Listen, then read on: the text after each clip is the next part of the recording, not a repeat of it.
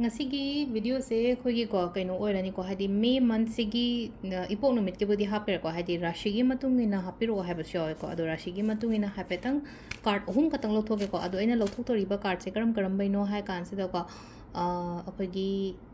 career business hires ne ko hari thaba inkhang gi ama leire career or business number 2 dana aphagi relationship hires se ko aduga number 3 dana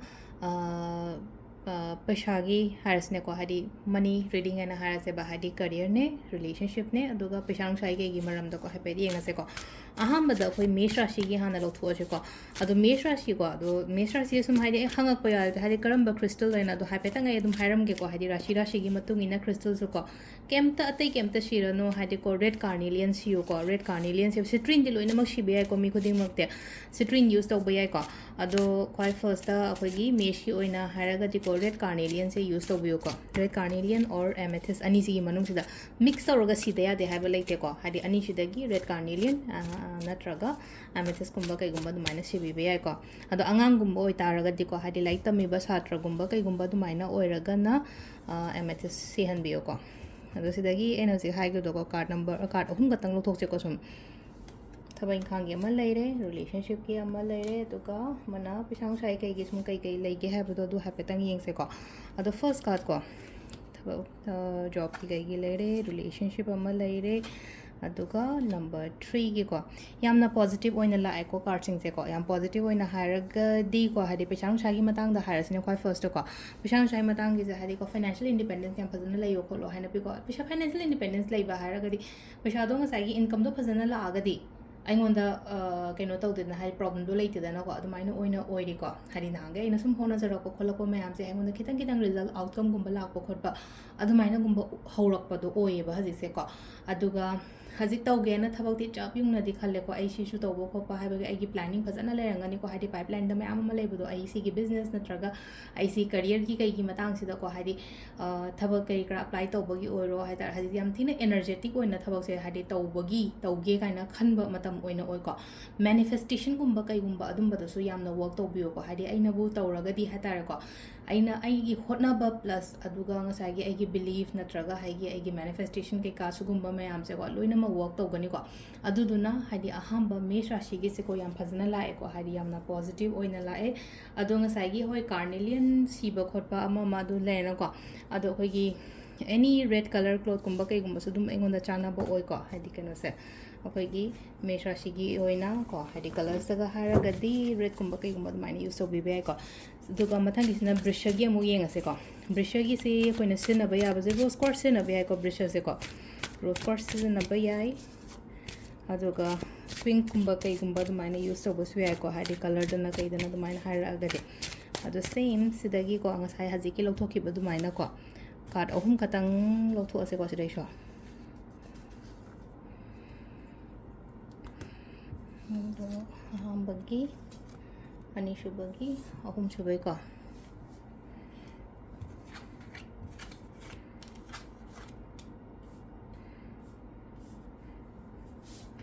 ꯊꯕꯛ ꯏꯪꯈꯥꯡꯒꯤ ꯑꯣꯏꯅ ꯍꯥꯏꯔꯒꯗꯤꯀꯣ ꯕꯤꯖꯤꯅꯦꯁꯇ ꯀꯩꯗ ꯍꯥꯏꯔꯒꯗꯤ ꯄꯩꯁꯥ ꯂꯥꯛꯄ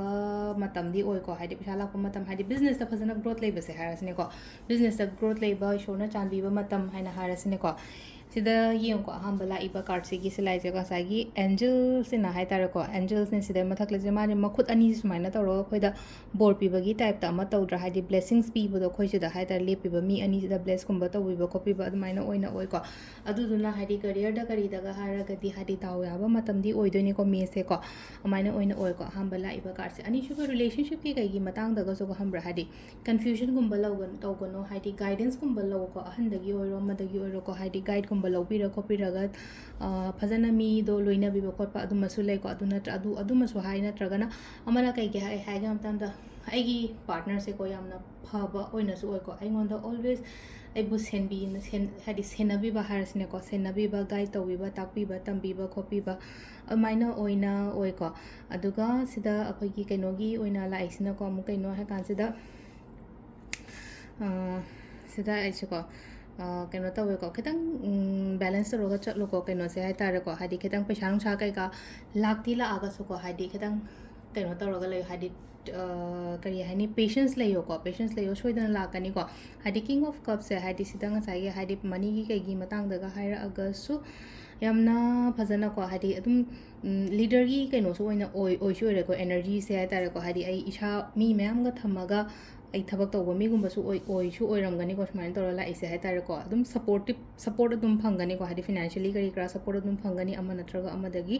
ꯀꯩꯗꯒꯤ ꯍꯥꯏꯇꯥꯔꯦꯀꯣ ꯍꯧꯖꯤꯛꯁꯦ ꯏꯃꯣꯁꯅꯦꯂꯤ ꯌꯥꯝ ꯕꯦꯂꯦꯟꯁꯇꯤ ꯑꯣꯏ ꯅꯍꯥꯟꯒꯩ ꯑꯣꯏꯅ ꯍꯥꯏꯗꯤ ꯄꯩꯁꯥ ꯅꯨꯡꯁꯥꯒꯤ ꯃꯇꯥꯡꯗꯒ ꯀꯩꯗꯒ ꯍꯥꯏꯔꯒꯗꯤ ꯅꯨꯡꯉꯥꯏꯇꯕ ꯎꯔꯒ ꯄꯪꯄꯤꯗꯒ ꯄꯤꯕ ꯈꯣꯠꯄ ꯃꯤꯅ ꯍꯥꯏꯔꯤꯉꯩ ꯈꯨꯗꯤꯡꯒꯤ ꯑꯗꯣ ꯍꯧꯖꯤꯛꯀꯤ ꯑꯣꯏꯅꯗꯤ ꯍꯥꯏꯗꯤ ꯌꯨ ꯍꯦꯞ ꯂꯔꯟ ꯗ ꯂꯦꯁꯟ ꯍꯥꯏꯅ ꯍꯥꯏꯔꯁꯤꯅꯦꯀꯣ ꯍꯥꯏꯗꯤ ꯑꯩꯗꯣ ꯍꯥꯟꯅꯒꯤ ꯑꯦꯛꯁꯄꯤꯔꯤꯌꯦꯟꯁ ꯃꯌꯥꯝꯗꯒꯤ ꯍꯥꯏꯗꯣ ꯂꯦꯁꯟꯗꯣ ꯂꯔꯟ ꯇꯧꯔꯕꯅꯤꯅ ꯍꯧꯖꯤꯛꯀꯤ ꯑꯣꯏꯅꯗꯤ ꯌꯥꯝꯅ ꯍꯩꯁꯤꯡꯉꯦꯅ ꯍꯥꯏꯔꯁꯦꯕ ꯁꯤꯗꯀꯣ ꯑꯗꯨꯒ ꯑꯃꯅ ꯑꯩꯈꯣꯏꯒꯤꯀꯣ ꯃꯊꯪꯒꯤ ꯑꯃꯨꯛ ꯌꯦꯡꯃꯤꯟꯅꯔꯁꯤꯀꯣ ꯃꯊꯪꯒꯤ ꯃꯤꯊꯨꯟ ꯔꯥꯁꯤꯒꯤ ꯑꯃꯨꯛ ꯌꯦꯡꯉꯁꯦꯀꯣ ꯑꯗꯣ ꯃꯤꯊꯨꯟ ꯔꯥꯁꯤꯁꯦꯀꯣ ꯑꯩꯈꯣꯏꯒꯤ ꯀꯩꯅꯣ ꯑꯀꯣꯃꯦꯔꯥꯏꯟꯒꯨꯝꯕ ꯁꯤꯖꯤꯟꯅꯕ ꯌꯥꯏꯀꯣ ꯑꯦꯀꯣꯃꯦꯔꯥꯏꯟ ꯁꯤꯖꯤꯟꯅꯕ ꯌꯥꯏ ꯇꯥꯏꯒꯔ ꯑꯥꯏꯒꯨꯝꯕ ꯀꯩꯒꯨꯝꯕ ꯑꯗꯨꯃꯥꯏꯅ ꯁꯤꯖꯤꯟꯅꯕꯤꯕ ꯌꯥꯏꯀꯣ ꯑꯗꯣ ꯁꯨꯝ ꯑꯅꯤꯃꯛ ꯄꯨꯂꯞꯀ ꯌꯥꯎꯕ ꯀꯥꯏꯅꯒ ꯍꯥꯏꯔꯒꯗꯤ ꯑꯩꯈꯣꯏꯒꯤ ꯀꯔꯤꯌꯔ ꯑꯦꯟ ꯂꯛꯁꯦꯀꯣ ꯍꯥꯏꯗꯤ ꯀꯔꯤꯌꯔ ꯑꯦꯟ ꯂꯛꯀꯤꯗꯀꯣ ꯑꯀꯣꯃꯦꯔꯥꯏꯟꯁꯨ ꯌꯥꯎꯕꯅꯦ ꯒ꯭ꯔꯤꯟ ꯖꯦꯠꯁꯨ ꯌꯥꯎꯕꯅꯦ ꯑꯗꯒꯤ ꯑꯩꯈꯣꯏ ꯇꯥꯏꯒꯔ ꯑꯥꯏꯒꯨꯝꯕꯁꯨ ꯌꯥꯎꯕꯅꯦꯀꯣ ꯑꯗꯨꯝꯕ ꯀ꯭ꯔꯤꯁꯇꯜꯁꯒꯨꯝꯕ ꯀꯩꯒꯨꯝꯕ ꯑꯗꯨꯃꯥꯏꯅ ꯁꯤꯖꯤꯟꯅꯕꯤꯕ ꯌꯥꯏꯀꯣ ꯑꯗꯣ ꯀꯂꯔꯗꯨꯅ ꯀꯩꯗꯒ ꯍꯥꯏꯔꯒꯗꯤ ꯑꯩꯈꯣꯏꯒꯤ ꯏꯁꯤꯡ ꯃꯆꯨꯁꯦꯀꯣ ꯑꯦꯛꯋꯥ ꯃꯆꯨꯁꯦ ꯁꯤꯒꯨꯝꯕꯒꯨꯝꯕ ꯑꯗꯨꯃꯥꯏꯅ ꯇꯧꯔꯒ ꯑꯗꯨꯗꯣ ꯌꯨꯁ ꯇꯧꯕꯤꯕ ꯌꯥꯏꯀꯣ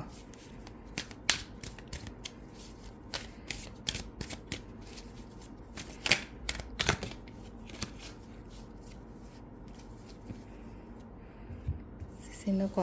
ꯃꯤꯊꯨꯟ ꯔꯥꯁꯤꯉꯩꯒꯤ ꯌꯦꯡꯉꯁꯦꯀꯣ ꯑꯃꯨꯛ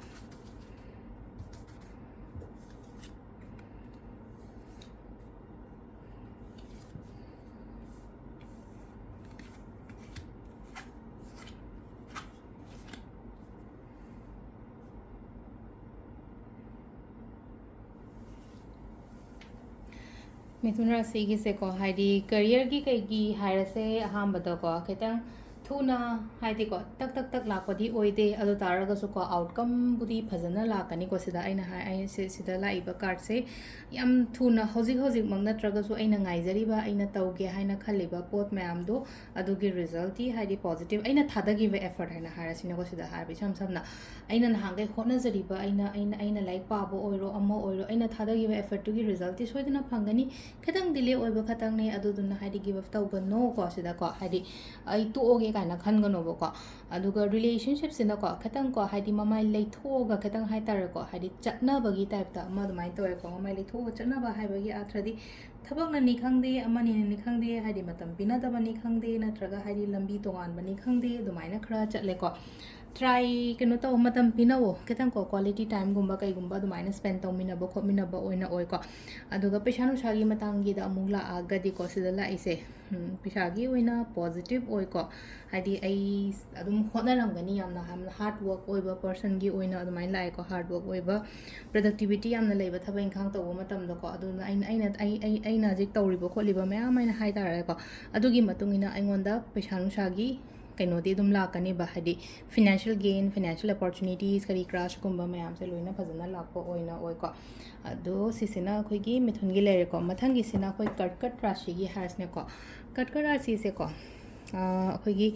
मूनगी एनर्जीज नीनाको हाइदी कर्कट हैना हारगदीको मूनगी एनर्जीज ओइबने मून स्टोन यूज तौबा याइको मून स्टोन यूज तौबा याइ अंगोबा मचुगुम्बा कईगुम्बा अदुमाइना हाइदी ड्रेस को हाइदी केनोमा चतोइने हारगदी अदुमाइना अंगोबा गुम्बा कईगुम्बा आइ शेपिबा याइको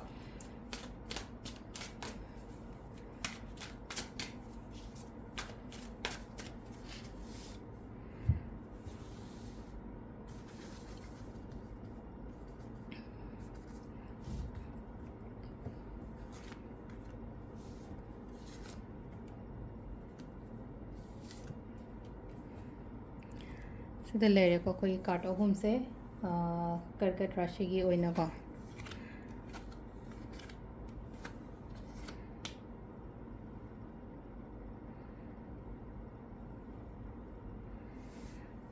केनो तौको हाइदी करियर और नत्रगा हाइदी बिजनेस की ओइना हारगदी याम फैको हाइदी अनोबा थबा इंखांगुम्बा लाक्पा याय अनोबा थबा इंखांग तौबा नत्रगा business ta ka hara ga hadi new project ko hadi new project kumba kai gumba du maina lak pa khot pa amaina oina oiri ko aduga growth kumba lai ba hara sini ko aina thaba already thaba ama ta wei khot len hara se adugi thaba tu da hadi growth lak pa khot pa dumba mayam ama su pi ri ko hadi overall aham bagi career yu ina hara ga di yamna positive oina la ko hadi traveling gumba kai gumba khara su lai be ai ko traveling hai bagi athra di hadi lam chat pani khang de amani khang de thabak na maru maram moiraga natraga exam thaga da ba khot ka da ba dumaina ga leraga su traveling gumba kai gumba dumaina lai ba khot pa dum oi ko aham bagi lai ba card se ko ani shuba ko ani shuba chen aina su maya gi relationship ne last case na hati pishagi kai ge dumaina to lok thoe na ko ani shuba se na mu ko maina lai ga hadi kitang ko emotionally khara puni nungsiba khotpa gumba dumaina gumba khara lai ko khambra hadi relationship kitang nuai na da ba harasina ko na nuai na da matam da hadi aina pamba du ga hadi mana ta thore do kitang khena ba khotpa dumaina gumba lakpa matam na kitang emotionally loss hai tar ko hadi dum ba khara lai ba khotpa maina gumba oina lai ko haji isha da kitang matam piyo ko hadi si se reverse card ne ba lai se ko hadi ngai hadi ona tai na lai na ko ona tai la ne opposite of meaning do kitang opposite ne ko na tri smaina la am boy ta diam pha da hadi kitang ona tai na smaina la am ne reverse lak pani ne kitang meaning se kitang hadi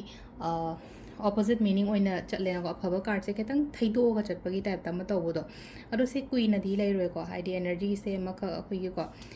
lechen gi type ta tor la ina ko nungai ta ba khot ta ba dumaina lai ra ga so misunderstanding gum ba lai ra ga so ko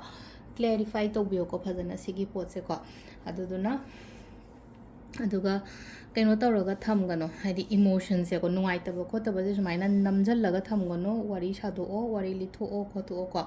amai tawra ko aduga pesang sagi maram dana amula asne ko hadi pesagi stress kumba kai gumba yamna leiram ba ko hadi tension mi pi gadam ni khangde natraga mi ngon dagi la kadam ni khangde amani khangde adu mayam dana hadi tumam chabang khangda ba khot ta ba khatang adumaina adugi sign gumba kai gumba hadi stress yamna leibo do hadi money matters kari kragi matangi dana stress kumba leiba hadi aduga sum phatta ba sum khan ba do hadi manga drone kholal drone ga na panghan na khanjan ba khopa do mai to dumaina khan ganu ko sida lai se ko dumaina khanbi gano sida keno taw matam da ko sigi pot se ko hadi aina sum phatta ba sum khalla ga di hadi phatta ba do ina attract tawraga lakani ko duna yara ga di kitang ko keno to han biba afaba thoughts gumba kai gumba adumba ma leire aduga manifestation gumba kai gumba dumaina gumba su tobiyo ko adu se sina akoi gi ko kat rashigi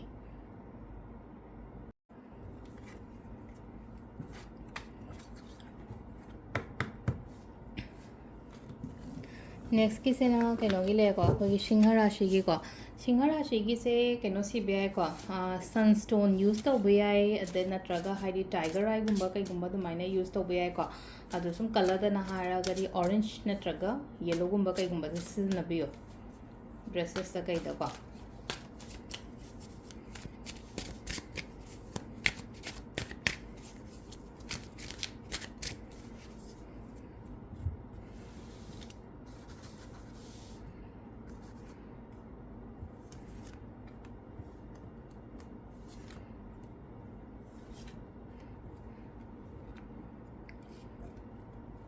sida leire ko khoi gi keno se ko card hun se singha rashi gi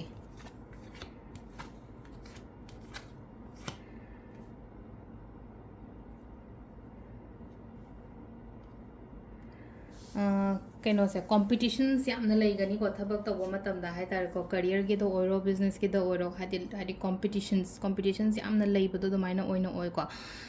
tension gumba kai gumba khara leigani ko hadi thabai khangi kai gi oina hairaga di ko adubu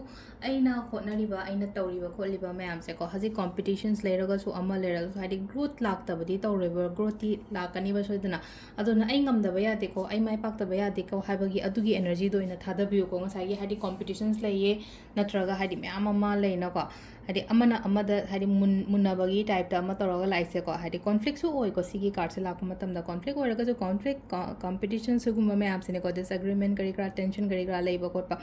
adu taraga so hadi sida leina ko growth su dum yaro kani ba sida adu na hadi negative oina khangana ko khatang positive oina hadi competitions leibani na hadi ai do sigi competition je beat tawda ba yade ko haina do maina wakhanda do maina khanbi ba hai tar ko adu relationship ki matang da na ga idana ha ga de ko mina ngaman gano mina ngaman no haiba gi atradi hoi nungsinaragadi mi do na hiring ai hai tare ko agree tawba ko pa adumba haiba ma leina ko khitang ko hadi yamna keno to honda ba hai tare ko mingon sida hai tare relationship se khitang insecure security gumba kai gumba so feel torom ba chai ko ishana aduga ama na amu lai ga hadi mina ngamhan gano haiba na sagi self respect haiba masu leiri ko hadi self respect hadi manghan gano aduga ko confidence yamna layo self confident ke ka hadi mi do na nang do du hara ge ta keno to goda bana te ko na sagi na nangi lei nang do kyam capable oge khot ke haiba do hai tar ko ngai ge egi partner sina na traga keno mana hai tar ko maram amma na traga amma dagi kitang lai na ko ego clashes kumba kai gumba do maina lak ko laga khara lai na ko ai do handa na ingbi ko bi ba do mai tar di ado handa na yengan gano ba sida ina haise ko hadi ishagi oina self respect self confident kari kra se hadi manghan da ba ko aduga ishanum shagi kai gi matang da hairaga di ko hojiki oina hairaga di chaple pagale ko hadi poster lei bodo lakada ba khot kada ba suguma mayam se loina poster leiye adu do na ngaira se sigi pot se mai tare ko haji horen hadi masana lakning ba matam am da laksara jani da shorna tamba ma dana ga dana khando ga leyo ko hadi sigi pot sina ado sisina khoi kai no gi lere ko hadi singa rashigi oina lere ko singa rashigi mathang gi sina hadi kaina gi ko kaina gi se aham bada ko keno to bi be ai ko akoina crystal da ko amethyst si be ai ko citrine si be ai ko amethyst gumba citrine gumba kai gumba minus si be ai aduga color da na kaina se ko hangapan gumba kai gumba ko machu hangapan machu khaza bade su gumba se piyo ko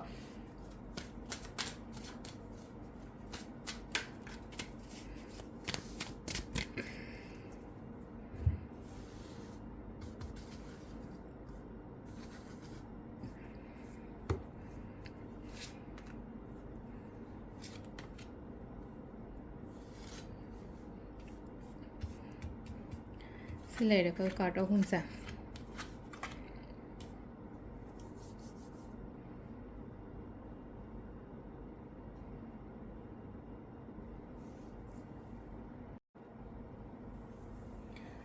career gi da kai gi da hoji se matam se phajana thadaram gani ko hani matam se phajana thadaram gani haidi like pa ba do oiro ama do oiro ithanda ga leraga mi ga yamna ha henna punda bida kota bida adumaina taram gani ado phai ko se lai se hamba card se ko ha ithanda naitom taraga so maka aina aigi tawruba tawriba natraga hadi tawgo toriba thaba inkhang du da hadi phajana adum aido mai pa ko oigani ko hadi mingon da kaishu kai de sometimes hadi alone leiba matam da hai tar ko mayam dagi loina isolate tawro leiba matam da kai ba kemta leite ko aduduna chida leise ko hadi hadi ithanda leire na khalai thanda lei matam ithanda matam piyo shada hadi meditation gumba tawo like pawo te kemta khanda bida ko amain tawro ko aduga relationship ki oina haraga di relationship pudi phai ko dum hadi relationship ki oina yamna phai hadi phajana nungshi janana leiba khotpa adumaina gumba piri ko luhong kai homba gumba kai gumba adumbasu lakpa yai ko aduga ko keno tawe paisa nungsa gi kai gi matang dadi ko hadi mina khitang mina hairak pa khotpa matam da ko khara chatle ko hadi khara chatpa haiba gi athradi e sima tawni kan ha matam da hoi natraga hai tare ko adum mingon da yamna thajabo oibado hai tare ko tawganu ko adugi poto tawbiganu hana thidu o hadi sel gi kai gi investment je karai da tawduno kamaina tawduno khotuno ma si tawdu sin engon da kyam kana gada ge khot kada ge haibado ko hadi kedang diplomatic oina keno gumba hai tare ko adumaina gumba lobiu ko decision gumba se ai cham na leina ko adum sma haradi yarani kholani kan toroga adumaina chattaba ai gi oina ishagi oiba kedang hadi khara practical oina dain toroga decision making gumba se adumaina tawbiba ko adu sisina akoi gi keno gi lere ko hadi kaina gi mathangina ko akoi gi tula rashi gi amu yenga se ko hadi tula se keno sibe ko akoina clear quartz kaina le ko hadi clear quartz gumba sibe yai amethyst sibe yai ko do tula se so khoi yellow color gumba set pa yai adagi amana angouba machu ising machu gumba se ko adumba su season bi yai ko tula gi oina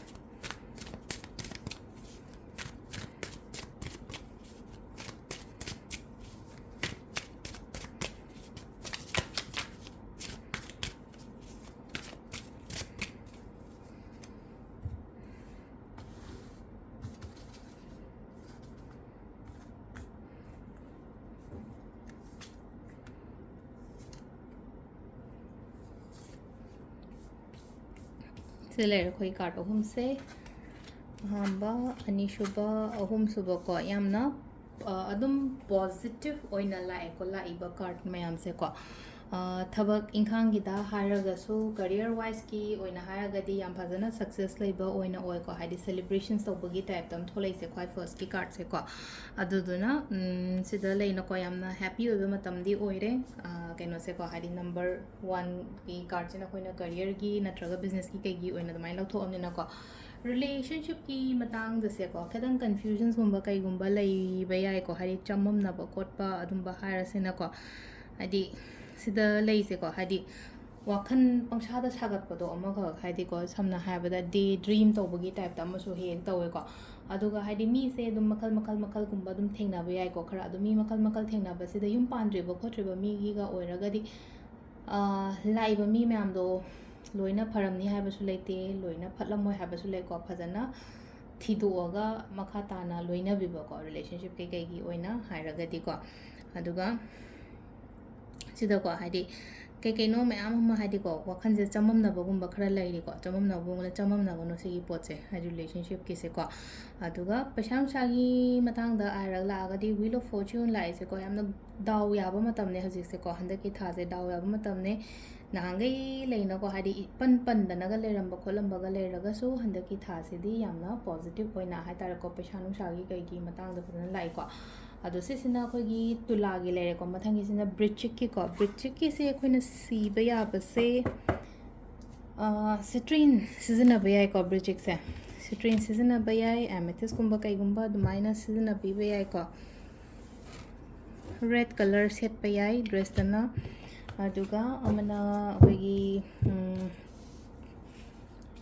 ꯍꯪꯒꯄꯥꯟꯒꯨꯝꯕ ꯀꯩꯒꯨꯝꯕꯁꯨ ꯑꯗꯨꯝ ꯌꯥꯏꯀꯣ ꯈꯤꯇꯪ bright ꯑꯣꯏꯕ colour ꯃꯌꯥꯝꯁꯦ ꯀꯩꯅꯣꯒꯤꯁꯦꯀꯣ ꯕ꯭ꯔꯤꯆꯤꯛ ꯔꯥꯁꯤꯒꯤꯁꯦ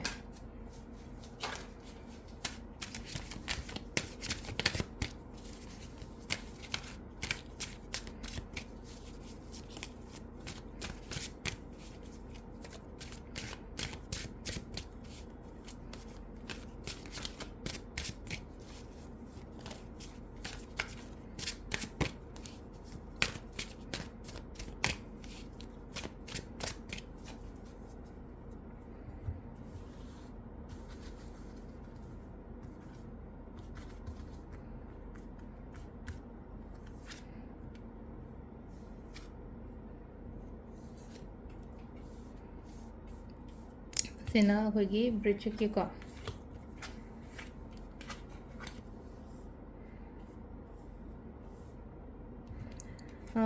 ꯀꯤꯒꯅꯨꯀꯣ ꯊꯕꯛ ꯏꯪꯈꯥꯡ ꯑꯣꯏꯔꯣ ꯄꯩꯈꯥꯒꯤ ꯀꯩꯒꯤ ꯃꯇꯥꯡꯗꯒ ꯂꯩꯅꯀꯣ ꯍꯧꯖꯤꯛꯁꯦ ꯍꯥꯏꯇꯥꯔꯦ ꯈꯤꯇꯪ ꯏꯁꯥꯁꯤꯗꯀꯣ ꯑꯀꯤꯕꯒꯨꯝꯕ ꯈꯔ ꯐꯥꯎꯕ ꯌꯥꯏꯀꯣ ꯑꯀꯤꯕꯒꯨꯝꯕ ꯈꯔ ꯐꯥꯎꯕ ꯌꯥꯏ ꯍꯥꯏꯔꯒꯗꯤ ꯄꯥꯈꯠꯄ ꯑꯀꯤꯕ ꯁꯤꯒꯨꯝꯕ ꯃꯌꯥꯝꯁꯦ ꯉꯁꯥꯏꯒꯤ ꯍꯥꯏꯗꯤ ꯂꯥꯛꯏꯕ ꯑꯦꯅꯔꯖꯤꯁꯦ ꯑꯩꯈꯣꯏꯒꯤ ꯊꯥꯒꯤ ꯑꯦꯅꯔꯖꯤ ꯑꯣꯏꯅꯀꯣ ꯃꯨꯟꯁꯦ ꯌꯥꯝꯅ ꯁꯝꯇꯥꯏꯝꯁ ꯁꯦꯟꯁꯤꯇꯤꯞ ꯑꯣꯏꯕ ꯏꯃꯣꯁꯅꯦꯜ ꯑꯣꯏꯕ ꯈꯣꯠꯄ ꯑꯗꯨꯃꯥꯏꯅ ꯑꯣꯏꯕ ꯑꯦꯅꯔꯖꯤꯁ ꯑꯣꯏꯕꯅꯤꯅꯀꯣ ꯁꯤꯗ ꯂꯥꯛꯏꯕꯁꯦ ꯀꯣ ꯍꯥꯏꯗꯤ ꯀꯩꯅꯣꯝꯃ ꯂꯩꯔꯒꯗꯤꯀꯣ ꯍꯥꯏꯗꯤ ꯑꯀꯤꯕ ꯃꯌꯥꯝꯗꯣ ꯊꯥꯗꯣꯛꯑꯣ ꯊꯥꯅꯦꯀꯣ ꯊꯥꯁꯤꯁꯨ ꯁꯝꯇꯥꯏꯝ ꯃꯉꯥꯜ ꯄꯤꯗ꯭ꯔꯥ ꯑꯩꯈꯣꯏꯗ ꯍꯥꯏꯗꯤ ꯅꯨꯡꯗꯥꯡ ꯑꯃꯝꯕ ꯃꯇꯝꯗ ꯊꯥꯁꯤꯒ ꯁꯝꯅ ꯍꯥꯏꯔꯕꯗ ꯑꯇꯣꯞꯄ ꯗꯦꯖ ꯑꯇꯣꯞꯄ ꯅꯨꯃꯤꯠ ꯑꯃꯒ ꯄꯨꯔꯅꯤꯃꯥꯒ ꯌꯦꯡꯅꯕ ꯃꯇꯝꯗ ꯄꯨꯔꯅꯤꯃꯥꯗ ꯄꯨꯡꯉꯥꯟꯗ꯭ꯔꯥ ꯑꯍꯤꯡ ꯑꯣꯏꯇꯥꯔꯒꯁꯨ ꯍꯥꯏꯗꯤ ꯊꯥ ꯂꯥꯛꯏꯕꯅꯤꯅ ꯍꯥꯏꯗꯤ ꯑꯩꯉꯣꯟꯗ ꯑꯀꯤꯕ ꯈꯣꯠꯄ ꯁꯨꯝꯕ ꯂꯩꯔꯤꯕ ꯃꯌꯥꯝꯁꯦ ꯀꯩꯝꯇ ꯈꯟꯒꯅꯣ ꯍꯥꯏꯗꯤ ꯃꯥꯅ ꯃꯁꯥ ꯃꯊꯟꯇ ꯑꯩꯉꯣꯟꯗ ꯂꯥꯏꯠ ꯑꯃ ꯑꯩꯉꯣꯟꯗ ꯃꯉꯥꯜ ꯑꯃ ꯀꯔꯤ ꯑꯃ ꯂꯥꯛꯀꯅꯤ ꯍꯥꯏꯕꯒꯤ ꯑꯗꯨꯃꯥꯏꯅ ꯈꯔ ꯈꯟꯕꯤꯌꯨꯀꯣ ꯁꯤꯁꯦꯀꯣ ꯑꯩꯅ ꯍꯥꯏꯗꯤ ꯗ꯭रीꯝꯒꯨꯝꯕꯗꯤ ꯌꯥꯝꯅ ꯂꯩꯀꯣ ꯍꯥꯏꯗꯤ ꯊꯕꯛ ꯏꯪꯈꯥꯡꯒꯤ ꯑꯣꯏꯅ ꯍꯥꯏꯔꯒꯗꯤꯀꯣ ꯑꯗꯨꯒꯤ ꯗ꯭रीꯝ ꯀꯩꯀꯥ ꯂꯩꯔꯤꯕ ꯈꯣꯠꯂꯤꯕ ꯃꯌꯥꯝꯗꯣ ꯈꯤꯇꯪ ꯄꯣꯖꯤꯇꯤꯚꯤꯇꯤꯔꯣꯝꯗ ꯆꯠꯂꯣ ꯑꯗꯨꯒꯀꯣ ꯍꯥꯏꯗꯤ ꯅꯨꯡꯉꯥꯏꯇ꯭ꯔꯦ ꯅꯠꯇ꯭ꯔꯒ ꯍꯥꯏꯗꯤ ꯀꯩꯅꯣꯝꯃ ꯈꯪꯗ꯭ꯔꯦ ꯈꯣꯠꯇ꯭ꯔꯦꯅ ꯍꯥꯏꯔꯁꯦꯕ ꯍꯪꯉꯣ ꯃꯇꯦꯡ ꯂꯧꯋꯣ ꯃꯤꯉꯣꯟꯗꯒꯤꯀꯣ ꯏꯊꯟꯗ ꯂꯣꯏꯅꯃꯛ ꯍꯥꯏꯗꯤ ꯂꯣꯠꯁꯜꯂꯒ ꯅꯠꯇ꯭ꯔꯒ ꯍꯥꯏꯗꯤ ꯉꯥꯡꯗꯕꯤ ꯈꯣꯠꯇꯕꯤ ꯑꯗꯨꯃꯥꯏꯅ ꯇꯧꯔꯒ ꯊꯝꯒꯅꯣꯕꯀꯣ ꯔꯤꯂꯦꯁꯟshipꯀꯤ ꯑꯣꯏꯅ ꯍꯥꯏꯔꯒꯗꯤꯀꯣ ꯐꯩꯀꯣ ꯍꯥꯏꯗꯤ ꯅꯝꯕꯔ 2ꯒꯤꯁꯦꯀꯣ ꯍꯥꯏꯗꯤ ꯅꯝꯕꯔ 2ꯒꯤ ꯔꯤꯂꯦꯁꯟshipꯀꯤ ꯔꯤꯂꯦꯁꯟshipꯀꯤ ꯑꯣꯏꯅ ꯍꯥꯏꯗꯤ ꯄꯤꯔꯛꯄ ꯑꯦꯛꯆꯦꯟꯖ ꯇꯧꯅꯕꯗꯣ ꯏꯕꯥꯅꯤꯒꯤ ꯑꯣꯏꯅ ꯍꯥꯏꯔꯒ ꯔꯤꯁꯤꯚꯤꯡ ꯒꯤꯚꯤꯡꯒꯨꯝꯕ ꯑꯣꯏꯕꯒꯤ ꯇꯥꯏꯞꯇ ꯑꯃ ꯇꯧꯋꯦꯀꯣ ꯍꯥꯏꯗꯤ ꯃꯥꯅꯁꯨ ꯑꯩꯕꯨ ꯈꯟꯕꯤꯕ ꯑꯩꯅꯁꯨ ꯃꯥꯒꯤꯗꯃꯛꯇ ꯈꯟꯕ ꯈꯣꯠꯄ ꯑꯃꯥꯏꯅ ꯑꯣꯏꯅꯒꯨꯝꯕ ꯂꯥꯛꯏꯀꯣ ꯑꯗꯨꯒ ꯄꯩꯁꯥ ꯅꯨꯡꯁꯥꯒꯤ ꯃꯇꯥꯡꯗꯒ ꯍꯥꯏꯔꯒꯗꯤ ꯄꯩꯁꯥ ꯐꯖꯅ ꯍꯥꯏꯇꯥꯔꯦꯀꯣ ꯍꯟꯗꯛꯀꯤ ꯊꯥꯒꯤ ꯑꯣꯏꯅ ꯍꯥꯏꯔꯒꯗꯤ ꯑꯩꯈꯣꯏꯒꯤ king of pentacles ko pentacles se coins paisa ga su khatang mari lai nei na ko aduduna haidi king of pentacles se lakpa matamda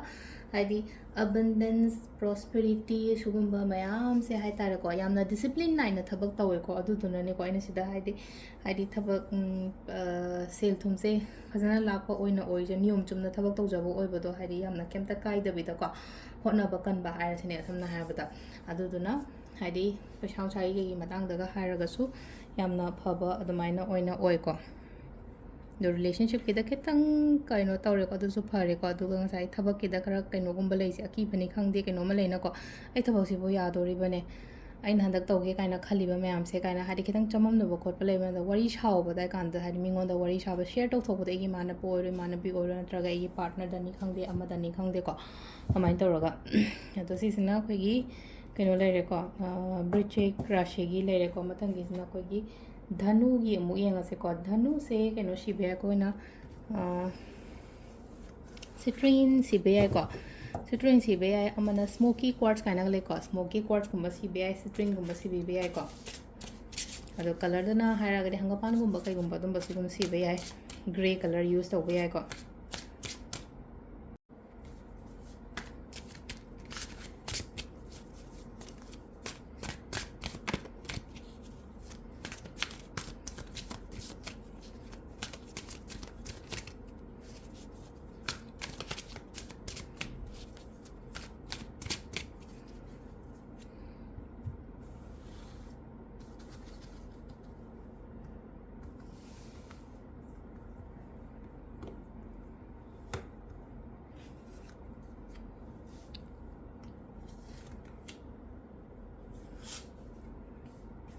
this is now dhanu gi ka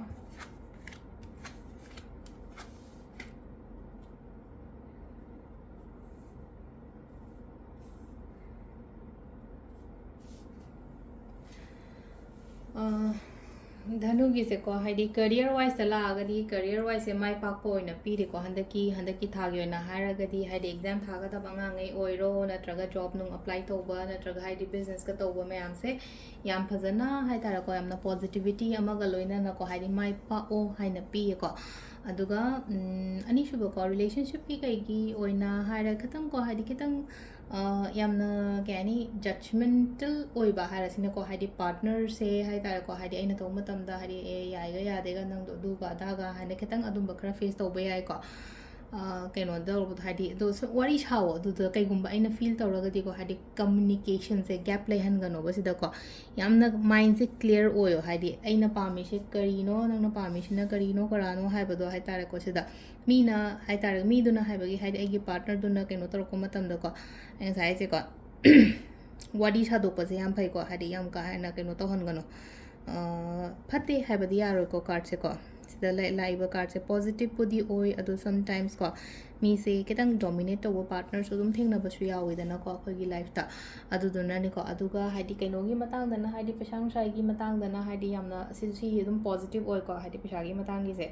अदुम पेशा अट्रैक्ट तवनी पेशांग सा लाख पखोट प लाख दब पखोट कतब लेरगा सो पल्लगा लेरम बखोलम अदुम लेरगा सो अदुबा मयाम दो अमोदा लाख प चंगक प ओइना ओय को खोगी धनुगी ना मथंगी सिना खोगी को मकर से कनो तौबियो नखोइगिने को ब्लैक टर्मलिन गुम्बा सिबे याइ को मकर से को हाइदि ब्लैक टर्मलिन गुम्बा कई गुम्बा दमाना सिबे याइ ड्रेसेस तगा हारगदी अखोइगी मैखेत मचु गुम्बा नत्रगा हाइदि अमुबा गुम्बा कई गुम्बा दमाना यूज तौबे याइ को मकर राशि के से अदुगा अमना पेरिडोट एना अमसु लेको क्रिस्टल पेरिडोट सु यूज तौबे याइ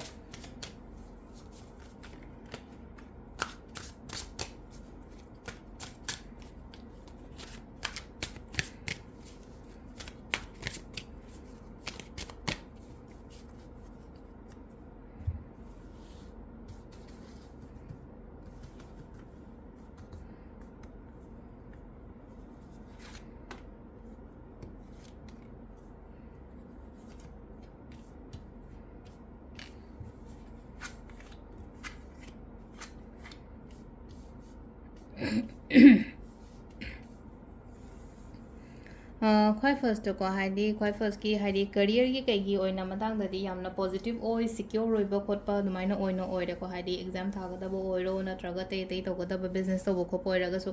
ꯕꯤꯖꯤꯅꯦꯁꯇꯒꯁꯨ ꯑꯗꯨꯝ ꯍꯥꯏꯇꯥꯔꯦꯀꯣ ꯁꯤꯗ ꯂꯥꯛꯏꯁꯦ ꯍꯥꯏꯗꯤ ꯈꯤꯇꯪ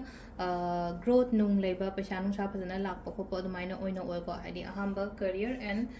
ꯕꯤꯖꯤꯅꯦꯁꯀꯤ ꯀꯩꯒꯤ ꯑꯣꯏꯅ ꯍꯥꯏꯔꯒꯗꯤ ꯍꯥꯏꯗꯤ ꯌꯥꯝꯅ ꯄꯣꯖꯤꯇꯤቭ ꯑꯣꯏꯕ ꯑꯦꯅꯔꯖꯤꯁ ꯑꯃ ꯂꯥꯛꯏꯀꯣ ꯍꯥꯏꯗꯤ ꯐꯥꯏꯅꯥꯟꯁꯤꯌꯦꯜꯂꯤ ꯁꯤꯀ꯭ꯌꯣꯔ ꯑꯣꯏꯕ ꯑꯗꯨꯃꯥꯏꯅ ꯇꯧꯔꯒꯀꯣ ꯑꯗꯨꯗꯨꯃ ꯂꯥꯛꯏ ꯑꯗꯨꯒ ꯀꯩꯅꯣꯁꯨ ꯂꯩꯔꯦꯀꯣ ꯍꯥꯏꯗꯤ ꯁꯛꯁꯦꯁ ꯍꯥꯏꯔꯁꯤꯅꯦꯀꯣ ꯁꯛꯁꯦꯁꯀꯨꯝꯕ ꯂꯩꯕ ꯈꯣꯠꯄ ꯑꯗꯨꯃꯥꯏꯅ ꯑꯣꯏꯅ ꯑꯣꯏꯕꯗꯣ ꯔꯤꯂꯦꯁꯟꯁꯤꯞꯀꯤ ꯀꯩꯒꯤ ꯃꯇꯥꯡꯗꯅ ꯈꯇꯪꯀꯣ ꯏꯁꯥꯗ ꯃꯇꯝ ꯈꯇꯪ ꯄꯤꯌꯣ ꯈꯤꯇꯪ ꯍꯧꯖꯤꯛꯁꯦ ꯅꯨꯡꯉꯥꯏꯇꯕ ꯈꯣꯠꯇꯕ ꯈꯤꯇꯪ ꯐꯤꯜ ꯇꯧꯔꯝꯕ ꯌꯥꯏꯀꯣ ꯍꯥꯏꯗꯤ ꯈꯤꯇꯪ ꯂꯥꯞꯊꯣꯛꯅꯕꯅꯤ ꯈꯪꯗꯦ ꯅꯠꯇ꯭ꯔꯒ ꯇꯣꯉꯥꯟ ꯇꯣꯉꯥꯟ ꯂꯩꯅꯕꯅꯤ ꯈꯪꯗꯦ ꯂꯣꯡ ꯗꯤꯁꯇꯦꯟꯁ ꯔꯤꯂꯦꯁꯟꯁꯤꯞꯅꯤ ꯈꯪꯗꯦ ꯃꯇꯝ ꯄꯤꯅꯗꯕꯅꯤ ꯈꯪꯗꯦ ꯈꯤꯇꯪ ꯅꯥꯏꯇꯣꯝ ꯇꯥꯕꯒꯤ ꯇꯥꯏꯞꯇ ꯑꯃ ꯇꯧꯋꯦꯀꯣ ꯑꯗꯨꯗꯨꯅ ꯈꯤꯇꯪ ꯍꯧꯖꯤꯛꯁꯦ ꯍꯥꯏꯇꯥꯔꯦꯀꯣ ꯏꯁꯥꯗ ꯃꯇꯝ ꯄꯤꯌꯣ ꯍꯥꯏꯗꯤ ꯃꯤꯉꯣꯟꯗ ꯉꯁꯥꯏꯒꯤ ꯄꯥꯔꯠꯅꯔꯗꯨꯗ ꯃꯇꯝ ꯐꯣꯟꯗ ꯋꯥꯔꯤ ꯌꯥꯝꯅ ꯁꯥꯕ ꯈꯣꯠꯄ ꯅꯠꯇꯕ ꯁꯦꯜꯐ ꯍꯤꯂꯤꯡ ꯀꯣ ꯍꯥꯏꯗꯤ ꯁꯨꯃꯥꯏꯅ ꯇꯧꯔꯒ ꯍꯥꯏꯇꯥꯔꯦꯀꯣ ꯏꯁꯥ ꯏꯊꯟꯗ ꯍꯥꯏꯗꯤ ꯃꯤ ꯇꯥꯏꯝꯒꯨꯝꯕ ꯀꯩꯒꯨꯝꯕ ꯑꯗꯨꯃꯥꯏꯅ ꯇꯧꯔꯒ ꯏꯁꯥꯗ ꯄꯤꯕꯤꯕ ꯈꯣꯠꯄꯤꯕꯀꯣ ꯑꯗꯨꯒ ꯀꯩꯅꯣꯒꯤ ꯑꯣꯏꯅ ꯍꯥꯏꯔꯒꯁꯨꯀꯣ ꯉꯁꯥꯏꯒꯤ ꯑꯃꯁꯤꯅ ꯂꯥꯁꯀꯤꯁꯤꯅ ꯄꯩꯁꯥ ꯅꯨꯡꯁꯥꯒꯤ ꯀꯩꯒꯤ ꯑꯣꯏꯅ ꯍꯥꯏꯔꯒꯁꯨ ꯄꯩꯁꯥꯅ ꯃꯔꯝ ꯑꯣꯏꯔꯒ ꯈꯤꯇꯪ ꯊꯋꯥꯏ ꯅꯨꯡꯉꯥꯏꯇꯕ ꯈꯣꯠꯇꯕ ꯑꯗꯨꯝꯕ ꯈꯔ ꯂꯩꯒꯅꯤꯀꯣ ꯑꯗꯨꯗꯨꯅ ꯍꯥꯏꯗꯤ ꯍꯥꯏꯌꯣ ꯍꯥꯏꯗꯤ ꯑꯩꯅ ꯅꯨꯡꯉꯥꯏꯇ꯭ꯔꯤꯗꯣ ꯀꯔꯤꯅꯣ ꯀꯅꯥꯗꯅꯣ ꯈꯣꯠꯇꯅꯣꯀꯣ ꯍꯥꯏꯗꯤ ꯉꯁꯥꯏꯒꯤ ꯇꯨꯃꯤꯟꯅ ꯂꯩꯅꯀꯣ ꯇꯣꯛꯊꯣꯛꯑꯒꯦ ꯅꯠꯇ꯭ꯔꯒ ꯑꯩ ꯍꯥꯏꯔꯣꯏꯒꯦꯗ ꯑꯩ ꯂꯧꯖꯈ꯭ꯔꯁꯅꯨꯗ ꯀꯥꯏꯅ ꯑꯗꯨꯃꯥꯏꯅ ꯈꯟꯒꯅꯨꯀꯣ ꯑꯗꯨꯃꯥꯏꯅ ꯈꯜꯂꯒꯗꯤ ꯍꯥꯏꯗꯤ ꯁꯤꯒꯤ ꯄꯣꯠꯁꯦ ꯀꯩꯅꯣ ꯇꯧꯒꯅꯦꯕꯀꯣ ꯍꯥꯏꯗꯤ ꯀꯩ ꯍꯥꯏꯅꯤ ꯃꯤꯅ ꯉꯝꯍꯟꯗꯕ ꯏꯆꯝ ꯆꯝꯅ ꯍꯥꯏꯔꯕꯗ ꯑꯩꯒꯤ ꯄꯩꯁꯥꯅꯦ ꯃꯤꯗꯨꯅ ꯂꯧꯈ꯭ꯔꯦ ꯅꯠꯇ꯭ꯔꯒ ꯍꯥꯏꯗꯤ ꯀꯩꯅꯣ ꯇꯧꯕ ꯂꯥꯛꯀꯗꯕ ꯈꯣꯠꯀꯗꯕ ꯂꯩꯔꯒꯁꯨ ꯂꯩꯔꯅꯀꯣ ꯑꯩ ꯍꯥꯏꯔꯣꯏꯒꯦꯗ ꯑꯩ ꯇꯧꯔꯔꯣꯏꯒꯦꯗ ꯑꯩ ꯃꯥꯟꯅꯔꯣꯏꯒꯗ꯭ꯔꯥ ꯀꯥꯏꯅ ꯑꯗꯨꯃꯥꯏꯅ ꯈꯟꯕꯤꯗꯕ ꯐꯪꯐꯝ ꯊꯣꯛꯄ ꯔꯥꯏꯠꯅꯦ ꯏꯁꯥꯒꯤ ꯑꯗꯨꯗꯨꯅ ꯇꯥꯟꯅꯕꯤꯌꯣ ꯍꯪꯕꯤꯌꯣ ꯋꯥꯔꯤ ꯁꯥꯕꯤꯌꯣꯀꯣ ꯍꯥꯏꯗꯤ ꯁꯤ ꯃꯌꯥꯝꯁꯦꯀꯣ ꯑꯗꯣ ꯁꯤꯁꯤꯅ ꯑꯩꯈꯣꯏꯒꯤ ꯃꯀꯔꯒꯤ ꯂꯩꯔꯦꯀꯣ ꯀꯩꯅꯣꯒꯤ ꯌꯦꯡꯉꯁꯦ ꯍꯥꯏꯗꯤ ꯀꯨꯝꯚ ꯔꯥಶꯤꯀꯣ ꯍꯥꯏꯗꯤ ꯀꯨꯝꯚꯁꯦ ꯑꯦꯛꯋꯥ ꯃꯦꯔꯥꯏꯟ ꯁꯤꯕ ꯌꯥꯏꯀꯣ ꯈ꯭ꯔꯤꯁꯇꯜꯗ ꯑꯦꯛꯋꯥ ꯃꯦꯔꯥꯏꯟ ꯁꯤꯕ ꯌꯥꯏ ꯃꯨꯟ ꯁ꯭ꯇꯣꯟ ꯁꯤꯕ ꯌꯥꯏꯀꯣ ꯗ꯭ꯔꯦꯁꯇꯅ ꯍꯥꯏꯗꯤ ꯑꯉꯧꯕ ꯅꯠꯇ꯭ꯔꯒ ꯁ꯭ꯀꯥꯏ ꯕ꯭ꯂꯨꯒꯨꯝꯕ ꯀꯩꯒꯨꯝꯕ ꯑꯗꯨꯃꯥꯏꯅ ꯇꯧꯔꯒ ꯌꯨꯁ ꯇꯧꯕꯤꯕ ꯌꯥꯏ Kumbh ꯔꯥಶꯤꯒꯤꯁꯦ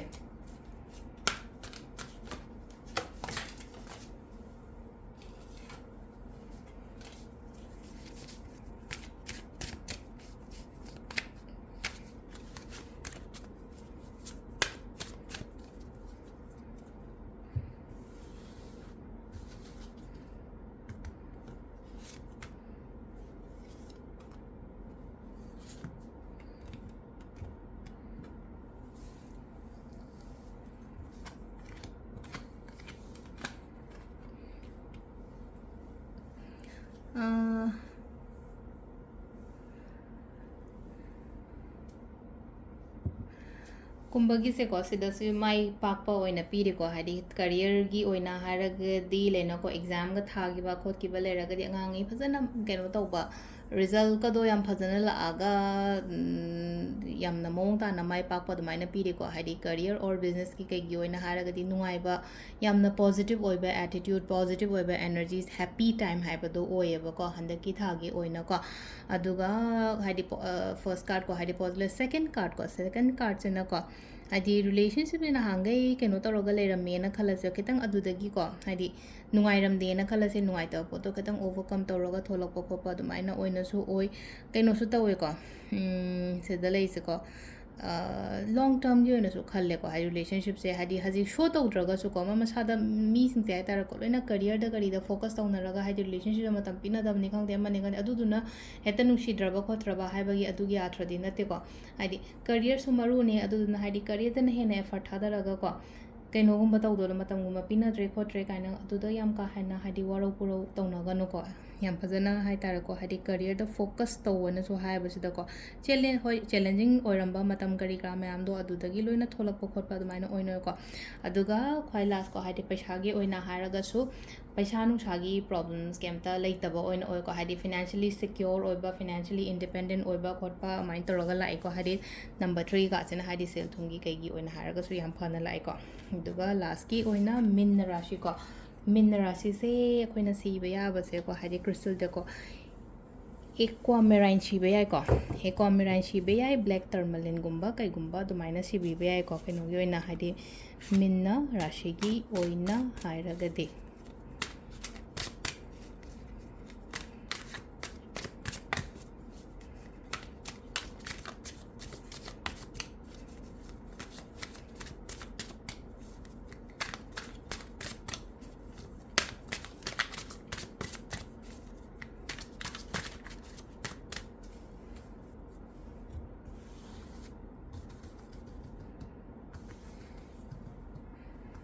color se sky blue ko sky blue set pe ya yellow set pe ya ko se le koi card ahum se ko haidi daw yaba matam ne ko haidi thaba inkhang gi exam gi kara gi oina hara gadi yamna daw yaba matam ne hope yam thamo hope thamo hara gadi hope faith sugumba me am se later gadi kamaina hingani life se ko haidi hope faith haidi asha hara sine ko haidi asa bishwas thamba haita samna habado ko haidi adu do haitare ko se da leina ko hope khaliba poto haitare ko du do phangani oigani yagani haibagi adugi confident amaga loina na thaba inkhang to biu ko aina hoje honari bak aigi kainogi da harsino pekha oiro business oiro ama oiro ko haidi star line ko star se phaina marom da dia haidi star se dum bright oina ko maje ko adu haidi mi hamia haine ko haidi smagi star leba matam kaina ga pibodo adu star gumba la ko ko se dum phabo ko adu maina oina oi ko aduga kainogi da harsine ko ꯑꯩꯈꯣꯏꯒꯤ ꯔꯤꯂꯦꯁꯟꯁꯤꯞꯀꯤ ꯑꯣꯏꯅ ꯍꯥꯏꯔꯒꯁꯨꯀꯣ ꯍꯥꯏꯗꯤ ꯔꯤꯂꯦꯁꯟꯁꯤꯞꯀꯤ ꯑꯣꯏꯅ ꯍꯥꯏꯔꯒꯁꯨ ꯁꯤꯗ ꯂꯥꯛꯏꯕ ꯄꯣꯠꯁꯦ ꯀꯩꯅꯣ ꯇꯧꯋꯦꯀꯣ ꯍꯥꯏꯗꯤ ꯃꯇꯝ ꯄꯤꯗꯦ ꯈꯣꯠꯇꯦ ꯀꯥꯏꯅꯒ ꯑꯗꯨꯃꯥꯏꯅ ꯈꯟꯒꯅꯣ ꯍꯥꯏꯗꯤ ꯃꯥꯗꯣ ꯐꯣꯀꯁ ꯇꯧꯕꯗꯣ ꯑꯃꯨꯛꯀ ꯍꯥꯏꯗꯤ ꯁꯦꯜ ꯊꯨꯝ ꯇꯥꯟꯕ ꯈꯣꯠꯄꯗ ꯑꯩꯒꯤ ꯄꯥꯔꯠꯅꯔꯗꯣ ꯅꯨꯄꯥ ꯑꯣꯏꯔꯣ ꯅꯠꯇ꯭ꯔꯒ ꯅꯨꯄꯤ ꯑꯣꯏꯔꯣꯀꯣ ꯍꯥꯏꯗꯤ ꯄꯩꯁꯥ ꯅꯨꯡꯁꯥ ꯅꯠꯇ꯭ꯔꯒ ꯍꯥꯏꯗꯤ ꯑꯇꯩ ꯍꯥꯏꯗꯤ ꯐꯤꯅꯥꯟꯁꯤꯌꯦꯂꯤ ꯍꯥꯏꯗꯤ ꯁ꯭ꯇ꯭ꯔꯣꯡ ꯑꯣꯏꯅꯕ ꯈꯜꯂꯦꯕ ꯑꯃꯨꯛꯀ ꯍꯥꯏꯇꯥꯔꯦꯀꯣ ꯁꯤ ꯂꯥꯛꯏꯁꯦꯀꯣ ꯔꯤꯂꯦꯁꯟꯁꯤꯞꯀꯤ ꯑꯣꯏꯅ ꯍꯥꯏꯔꯒꯗꯤꯀꯣ ꯍꯥꯏꯗꯤ ꯉꯁꯥꯏꯒꯤ ꯃꯇꯝꯁꯦ ꯑꯩꯒꯤ ꯄꯥꯔꯠꯅꯔꯁꯤꯗ ꯃꯇꯝ ꯄꯤꯗꯦꯅ ꯍꯥꯏꯔꯒꯁꯨ ꯀꯩꯝ ꯈꯟꯒꯅꯣ ꯃꯥꯗꯣ ꯑꯃꯈꯛ ꯂꯩꯅꯀꯣ ꯄꯩꯁꯥ ꯇꯥꯟꯅꯕꯅꯤ ꯈꯪꯗꯦ ꯊꯕꯛ ꯇꯧꯅꯕꯅꯤ ꯈꯪꯗꯦ ꯑꯗꯣꯝꯗ ꯑꯣꯏꯅ ꯍꯥꯏꯇꯥꯔꯦꯀꯣ ꯃꯥꯒꯤ ꯀꯣꯛꯁꯦ ꯑꯗꯣꯝꯗ ꯆꯠꯄꯒꯤ ꯇꯥꯏꯞꯇ ꯑꯃ ꯇꯧꯔꯦꯀꯣ ꯑꯗꯨꯒ ꯀꯩꯅꯣ ꯍꯥꯏꯇꯥꯔꯦꯀꯣ ꯑꯩꯈꯣꯏꯒꯤ ꯁꯦꯜ ꯊꯨꯝꯒꯤ ꯀꯩꯒꯤ ꯀꯩꯅꯣ ꯑꯣꯏꯔꯒꯁꯨꯀꯣ ꯐꯒꯠꯂꯛꯄ ꯑꯣꯏꯅ ꯄꯤꯔꯤꯀꯣ ꯐꯣꯀꯁ ꯑꯃꯨꯛꯀ ꯍꯦꯟꯅꯁꯨ ꯇꯧꯔꯦꯀꯣ ꯊꯕꯛ ꯏꯪꯈꯥꯡ ꯇꯧꯕ ꯃꯇꯝꯗ ꯍꯥꯏꯗꯤ ꯑꯩ ꯁꯤ ꯇꯧꯗꯕ ꯌꯥꯗꯦ ꯍꯥꯏꯕꯒꯤ ꯃꯁꯥꯗ ꯀꯩꯅꯣꯃꯁꯨ ꯂꯩꯔꯦꯀꯣ ꯑꯗꯨꯒ ꯆꯦꯂꯦꯟꯖꯦꯁ ꯀꯔꯤ ꯀꯔꯥ ꯅꯍꯥꯟꯒꯩ ꯂꯩꯔꯝꯃꯦꯅ ꯈꯜꯂꯁꯦꯕ ꯍꯥꯏꯗꯤ ꯃꯇꯝꯁꯦ ꯆꯍꯤ ꯑꯃꯕꯨꯗꯤ ꯐꯥꯔꯦꯀꯣ ꯍꯥꯏꯗꯤ ꯏꯔꯥꯡ ꯇꯧꯔꯤꯁꯦ ꯃꯅꯤꯄꯨꯔꯗ ꯆꯦꯂꯦꯟꯖꯤꯡ ꯇꯥꯏꯝꯁꯦꯀꯣ ꯁꯤꯗꯒꯤ ꯑꯣꯚꯔꯀꯝ ꯇꯧꯔꯒ ꯂꯥꯛꯄ ꯈꯣꯠꯄ ꯑꯗꯨꯃꯥꯏꯅ ꯑꯣꯏꯔꯤꯀꯣ ꯍꯥꯏꯗꯤ ꯄꯩꯁꯥꯒꯤ ꯃꯇꯥꯡꯗꯅꯤꯀോ ꯍꯥꯏꯗꯤ ꯆꯦꯂꯦꯟꯖꯤꯡ ꯇꯥꯏꯝꯁꯦ ꯅꯍꯥꯟꯒꯩꯗꯣ ꯋꯥꯔꯝꯃꯦ ꯈꯣꯠꯂꯝꯃꯦꯅ ꯍꯥꯏꯔꯁꯦꯕ ꯑꯗꯨ ꯍꯧꯖꯤꯛ ꯂꯥꯛꯀꯗꯧꯔꯤꯕ ꯃꯇꯝꯁꯦ ꯍꯥꯏꯗꯤ ꯑꯩꯈꯣꯏꯒꯤ ꯀꯩꯅꯣ ꯑꯣꯏꯅ ꯑꯣꯏꯕꯗꯣ ꯍꯥꯏꯇꯥꯔꯦꯀꯣ ꯍꯥꯟꯅꯗꯒꯤ ꯍꯥꯏꯔꯒꯗꯤ ꯐꯕ ꯈꯣꯠꯄ ꯑꯗꯨꯃꯥꯏꯅ ꯇꯧꯔ ꯄꯤꯔꯤꯀꯣ ꯑꯗꯣ ꯁꯤꯗ ꯂꯩꯔꯦꯀꯣꯒꯤ ꯍꯟꯗꯛꯀꯤ ꯃꯦ ꯃꯟꯊꯀꯤ ꯔꯥಶꯤꯒꯤ ꯑꯣꯏꯅ ꯇꯥꯔꯣ ꯀꯥꯔꯗ ꯔꯤꯗꯤꯡꯁꯦ ꯃꯌꯥꯝ ꯊꯦꯡꯛ ꯌꯨ